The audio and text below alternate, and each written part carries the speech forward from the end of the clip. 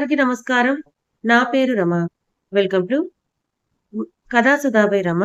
నీతో చుంబనమే 46వ భాగం. రచయిత సునందారాం గారు. మరి అపార్థాలతో విడిపోయిన మధు, సిద్ధులు కలుస్తారా? మధు ప్రాణాలకి ప్రమాదం ఉందని సిద్ధు తెలుసుకుంటాడా? మరి సిద్ధుకి నిజం ఎవరి ద్వారా తెలుస్తుంది? ఎలా తెలుస్తుంది? ఈ రోజు ఎపిసోడ్‌లో ఏం జరగబోతుందో చూద్దాం. మధు ప్రశ్నకు సునీత గారు మౌనంగా ఉండిపోవడంతో అదే నిజమని అర్థమవుతుంది మధుకి. అంటే పిన్నిని, తాత, బాబాయ్ ఇద్దరు కలిసి కిడ్నాప్ చేసి తనని చంపుతామని బెదిరించి మీ చేత అబద్ధం చెప్పించారా అత్తయ్య? అవునమ్మా. ఆడబిడ్డని కాపాడుకోవడం కోసం కూతుర్ని అందరి ముందే చెడ్డదాన్ని చేయవలసి వచ్చిందని గట్టిగా ఏడుస్తారు. నన్ను క్షమించమ్మా. నీ గురించి తెలిసి కూడా నువ్వలా చేశావని నేను కూడా అందరిలాగే నమ్మి నిన్ను అపార్థం చేసుకున్నాను అని బాధగా చెప్తూ ఏడుస్తున్న తల్లిని దగ్గరికి తీసుకుంటుంది మధు. అప్పుడే ఆఫీస్ నుంచి ఇంట్లోకి అడుగుపెడుతున్న అజయ్ కూడా ఆ మాటల్ని విని ఆలోచిస్తూ ఆర్జకి సైగ చేసి పైనున్న తన గదికి వెళ్ళిపోతాడు అజయ్. వాళ్ళిద్దరికీ ప్రేయసి ఇవ్వమని అజయ్ తనని రమ్మన్నాడని అర్థం చేసుకున్న ఆర్య కాఫీ తీసుకొని పైకి వెళ్తుంది. రూమ్‌లో కనిపించిన అజయ్ కోసం కళ్ళతోనే వెతుకుతూ బాల్కనీలో నిలబడి ఆలోచిస్తున్న అజయ్‌ని చూసి కాఫీ కప్‌ని పక్కన పెట్టి వెనక నుంచి హత్తుకుంటుంది. ఆ స్పర్శ ఆర్యదని తెలుసు కనుక చిన్నగా నవ్వుతూ తనని ముందుకు తెచ్చుకొని పెదవులందుకుంటాడు. రోజుకో గొడవ పడే వారిద్దరూ విచిత్రంగా ఈ ఇంటికొచ్చిన దగ్గర నుంచి గొడవ పడడమే మానేశారు. ఎప్పుడూ అలకలతో తనతో గొడవ పడే ఆర్య అతని తల్లిదండ్రుల దగ్గర మంచి కోడలనిపించుకోవడమే కాకుండా తను రమ్మని చెప్పిన ఒక్క మాటతో మారు మాట్లాడకుండా తన వాళ్ళనందరినీ వదులుకొని అతని వెనకే వచ్చేసింది. తన సొంత వారి మీద నిందలు వేసి అన్నను కాదనుకొని వచ్చిన మధుని ప్రేమగా చూసుకుంటూ అజయ్ గుండెల్లో తన స్థానాన్ని పదిలం చేసుకోవడమే కాకుండా కొత్త ఆర్జని అజయ్‌కి పరిచయం చేస్తుంది. ఏంటో ఉన్నట్టుండి నా మీద ప్రేమ ప్రవాహంలా వరదలా పొంగుకొచ్చింది ఏంటి విషయం? కళ్ళెగరేస్తూ అడుగుతున్న ఆర్జని చేతుల్లోకి తీసుకొని పక్కనే ఉన్న వుడెన్ సోఫాలో కూర్చొని ఒడిలో కూర్చోబెట్టుకుంటాడు అజయ్. ఈ miss my devil my wife. ఆర్జ ముక్కుని ముక్కుతో రాస్తూ చెప్తాడు. నాకు కూడా నీతో గొడవ పెట్టుకోవాలని చాలా కోరికగా ఉందిరా. కానీ మనిద్దరం సరదాగా ఉండడం చూసి వదిన అన్నయ్యని తలుచుకుని ఎక్కడ బాధపడుతుందో అని ప్రస్తుతానికి అవన్నీ పక్కన పెట్టాను. అజయ్ బుగ్గ కొరకడంతో ఆ రాక్షసి అని అరిచి మరోసారి పెదవులందుకొని ఘాటు పెట్టి వదిలిన అజయ్ ఏడుపు ముఖం వేసుకొని ఉన్న ఆర్జని చూసి నవ్వుతూ త్వరలోనే అన్ని సర్దుకుంటాయి.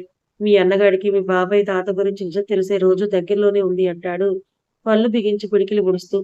నేను ఆ రోజు త్వరగా రావాలని ఎదురు చూస్తున్నాను అజయ్. పాపం వదినకి ఈ సమయంలో అన్నయ్యతో కలిసుండాలని ఉంటుంది. కడుపులో ఉన్న బిడ్డ కదలికల గురించి భర్తతో చెప్తూ ఆ మూమెంట్ అతని గుండెలపై వాలి సంతోషంగా పంచుకోవాలనుకుంటుంది. కానీ అలాంటి సమయంలోనే భర్తకి దూరంగా ఉండడం, అది కూడా తను చెయ్యని తప్పుకి నిందలు పడి అన్నయ్యే ఇంట్లో నుంచి వెళ్ళిపోవడం ఎంత బాధపడుంటుంది వదిన అని ఏడుస్తున్న ఆర్జ కన్నీళ్లు తుడుస్తూ ఇందులో ఎవరి తప్పు లేదు ఆర్జ. మీ తాత మీద ఉన్న గుడ్డి నమ్మకమే మీ అన్నయ్య కళ్ళు ఆయన చేసే తప్పు కంటే కనపడనివ్వక కళ్ళు మూసుకుపోయేలా చేసింది.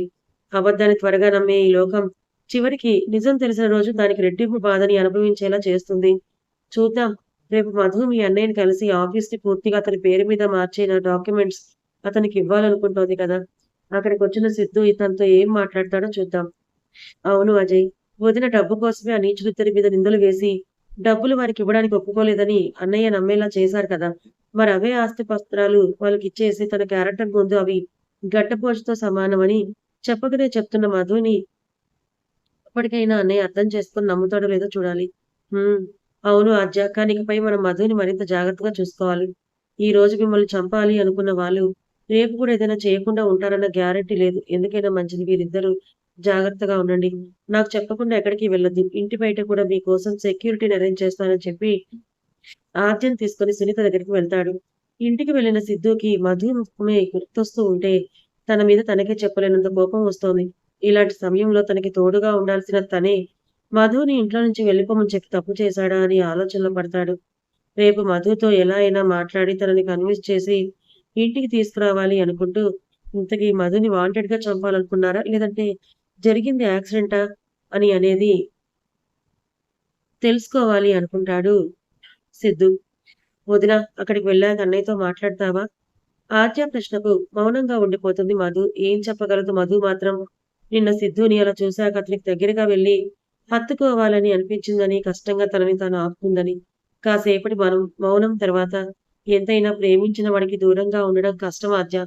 కానీ మీ అన్నయ్య మాటలు నా మనసులో ముళ్ళులా దిగి లోతుగా చేసిన గాయం మారటానికి కాస్త టైం పడుతుంది. అది ఎంతకాలమో నాకు తెలీదు. బహుశా జీవితకాలం అయ్యుండొచ్చు. అయినా కూడా ఆశ్చర్యపోవాల్సిన పని లేదని బాధగా చెప్తున్న మధు చేతిపై చెయ్యి వేసి కళ్ళార్పుతుంది ఆద్య. నాకు తెలుసొదినా, అన్నయ్య మాటలకి నువ్వెంత బాధపడ్డావో, కానీ ఖచ్చితంగా చెప్పగలను. అన్నయ్య అయితే నిన్ను వదులుకోడు. ఏదో ఒకటి చేసి నిజం తెలుసుకొని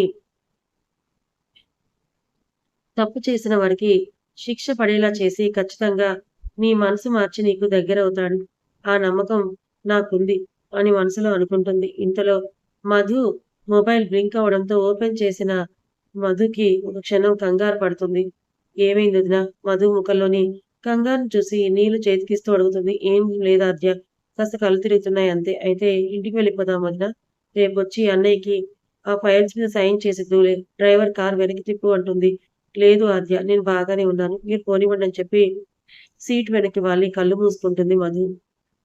కాసేపటికి అక్కడికి చేరుకోవడంతో ఆర్జని కారులోనే వెయిట్ చేయమని చెప్పి నేను వెంటనే వచ్చేస్తానని చెప్పి ఒంటరిగానే లోపలికి నడుస్తుంది మధు. మధు వెళ్ళిన కాసేపటికి సిద్ధు కారు కూడా అక్కడికొచ్చి ఆగడంతో మధు కోసం ఎదురు చూస్తూ కారులోనే ఉండిపోతుంది ఆర్జ. గంట సమయం గడిచినా కూడా ఎంతకీ మధు వెనకే వెళ్ళిన సిద్ధు బయటకు రాకపోయేసరికి ఆర్జలో కంగారు మొదలవుతుంది. లోపల ఏమైనా గొడవ జరుగుతుందా? అందుకే మధు ఇంతసేపు లోపలే ఉండిపోయిందని ఆలోచిస్తూనే అజయ్ కాల్ చేస్తుంది.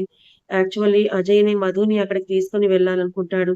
కానీ అర్జెంట్ మీటింగ్ ఉండడం వల్ల ఆ బాధ్యత ఆర్చికి అప్పగించి జాగ్రత్త అని చెప్పి మరీ చెప్పి పంపిస్తాడు.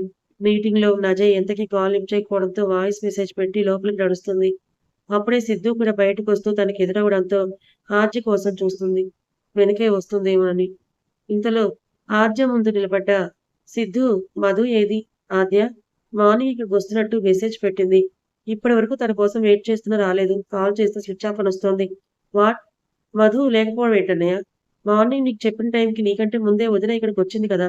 నా ముందే లోపలికి కూడా వెళ్ళిందే అని భయంగా అడుగుతూ కంగారుగా పరిగెత్తుతుంది. ఆర్జా మాటలకు సిద్ధు కూడా కంగారు పడుతూ లోపలికి వెళ్తాడు. అక్కడ మొత్తం చూసినా ఎక్కడ మధు కనిపించకపోవడంతో ఏడుస్తున్న ఆర్జని దగ్గరకు తీసుకుని బయటికి నడుస్తాడు. ఇంతలో ఆద్య మెసేజ్ చూసిన అజయ్ కూడా అక్కడికి రావడంతో ఆద్య అజయ్ దగ్గరికి పరిగెత్తి విషయం చెప్తుంది. మొదటిసారి ఆద్య చెంప చెల్లుమనిపించిన అజయ్, నీకు వివరంగా చెప్పాను కదా తనని ఒంటరిగా ఎక్కడికి పంపించొద్దని. కోపంగా చెప్పి సిద్ధు దగ్గరికి వెళ్లి కాలర్ పట్టుకుంటాడు. రేయ్, ఏం చేశావురా మధుని? నిన్ను కలవడానికే కదా మధు ఇక్కడికొచ్చింది. లోపలికి వచ్చిన మనిషి సడన్ గా కనిపించకుండా పోయిందంటే అర్థం ఏంటి? నువ్వే తనని ఏదైనా చేసుంటావు. ఏం చేశావురా? రేయ్ అజయ్, నీకేమైనా పిచ్చి పట్టిందా? మధు నా భార్య అనే విషయం మర్చిపోయావా? తనని నేనేం చేస్తానురా? అసలు నేను లోపలికొచ్చిన దగ్గర నుంచి మధు కనిపించలేదని ఓ పక్క చెప్తున్నారు కదా! చెయ్యి విదిలించి కొట్టి కోపంగా హోటల్ సీసీటీవీ ఫుటేజ్ చెక్ చేయడానికి వెళ్ళిపోతాడు. సిద్ధు వెనక వెళ్ళిన అజయ్, ఆర్జలకి మధు హోటల్ లోపలి వరకు వచ్చి వెంటనే బ్యాక్ సైడ్ ఉన్న మరో ఇంటి నుంచి బయటికి వెళ్లి కారు ఎక్కి అక్కడి నుంచి వెళ్ళిపోవడం కనిపించడంతో ముగ్గురు షాక్ అయ్యి అలాగే ఆలోచిస్తూ చూస్తూ నిలబడిపోతారు. ఎవరిదా కార్? మధు ఆర్జ కూడా చెప్పకుండా ఎందుకు అక్కడి నుంచి వెళ్ళిపోయిందని ఆలోచిస్తున్న అజయ్‌కి ఒకవేళ వచ్చే దారిలో ఆ దివాకర్ ఏమైనా కారుకి అడ్డొచ్చి ఏదైనా బెదిరించాడా అనే అనుమానం రావడంతో ఆద్యని అదే విషయం అడుగుతాడు. అలా ఏమీ జరగలేదు కానీ మధ్యలో ఓసారి మధు మొబైల్‌కి ఏదో మెసేజ్ వచ్చిందని, ఆ మెసేజ్ చూసిన దగ్గర నుంచి మధు ముఖం డల్‌గా మారిపోయిందని చెప్తుంది ఆద్య. ఖచ్చితంగా ఆ దివాకర్ పరిశ్రమలో ఏదో చేసుంటారని అర్థమైన అజయ్ ఆ విషయం సిద్ధుకు చెప్పినా నమ్మడని తెలుసు కనుక అక్కడి నుంచి కంగారుగా మధుని వెతకడం కోసం వెళ్ళిపోతాడు. అజయ్ వెనకే వెళ్ళబోయిన ఆద్య ఒక్క నిమిషం ఆగి సిద్ధు వైపు నడుస్తుంది. అన్నయ్య, నీకంటే చిన్నదానని తెలుసురా, కానీ నీకో విషయం మాత్రం చెప్పాలనిపించింది. కొన్నిసార్లు ఎదుటివారి మీద ఉన్న గుడ్డి నమ్మకం, ప్రేమ అనేవి మన కళ్ళని కూడా మోసం చేసి మనకి నిజాన్ని కనిపించకుండా చేస్తాయని చెప్పేసి అక్కడి నుంచి వెళ్ళిపోతుంది ఆద్య. ఆద్య చెప్పిన దాని గురించి ఆలోచిస్తూ మధుని వెతకడం కోసం వెళ్ళిపోతాడు సిద్ధు.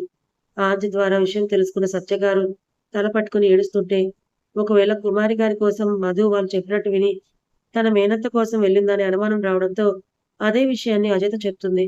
అజయ్‌కి కూడా అదే అనుమానం రావడంతో అప్పటికే గేట్ దాటి బయటకు నడుస్తున్న సత్యగారి ముందు కారు ఆపి ఎక్కమంటాడు.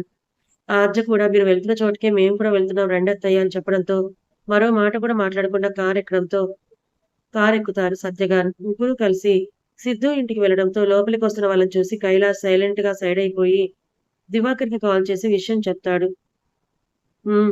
ఏం జరిగిందో తనకు తర్వాత చెప్పమని చెప్పి ఎవరు ఏం పీకలేరులేరా పిల్ల బచ్చా నాయాలారా అని పెద్దగా నవ్వేస్తూ ఊరి చివర ఉన్న ఔట్ హౌస్‌లోకి అడుగుపెడతాడు. ఇంట్లోకి వెళ్ళకుండా బయట నిలబడ్డ ముగ్గురు పరశురాం, దివాకర్ అని పెద్ద పెద్దగా వారి పేర్లు పిలుస్తూ అరవడంతో ఇంట్లో ఉన్న అందరూ కూడా బయటకొస్తారు.